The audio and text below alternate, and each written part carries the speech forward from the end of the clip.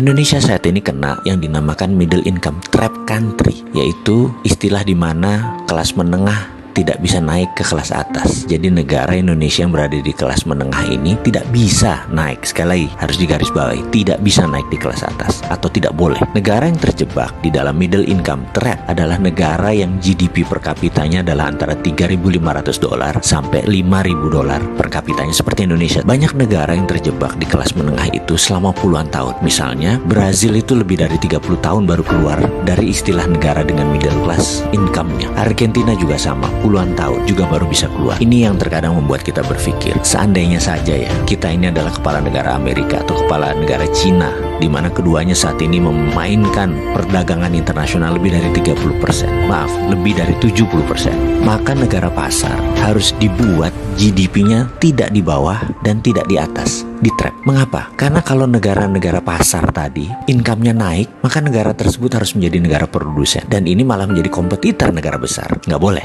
Jadi nggak boleh negara tersebut jadi produsen. Kalau negara tersebut miskin, misalnya GDP-nya di bawah 1.000 per kapita, mereka nggak mampu beli barang Cina dan beli barang Amerika, dan kedua negara itu nggak mau membuat negara tersebut miskin. Makanya negara-negara market harus dijebak di tengah. Cara trapnya bagaimana dan mengapa harus di trap atau dijebak? Biasanya negara yang berpenduduk besar yang dijebak di tengah oleh negara kapitalis. Caranya dengan jangan jadikan mereka negara produsen dan manufaktur. Kedua, jangan jadikan mereka swasembada pangan. Terakhir, jangan mereka bisa mengendalikan energi. Ada sebuah perkataan dari Menteri Luar Negeri Amerika dulu namanya Henry Kissinger. You control the food, you control the people. You control energy, you control the country. Kalau mau mengendalikan rakyat, kendalikan pangan mereka. Kalau mau mengendalikan sebuah negara, kendalikan energi mereka, minyak bumi mereka. Kita kasih contoh sederhana negara Venezuela yang baru-baru ini. Negara ini menghasilkan minyak lebih besar dari Indonesia. Suatu saat Venezuela melawan dalam tanda petik Amerika dengan menjual minyak mentahnya ke Cina. Amerika marah dan Amerika membuat Venezuela menjadi failed state atau negara gagal dengan financial warfare yang dilakukan oleh economic hitman-nya, pasukannya CIA-nya Amerika. Dan kita semua tahu negara tersebut dalam setahun terjadi hyperinflation. Mata uang Venezuela nilainya jatuh 1.000.000% sampai harus menerbitkan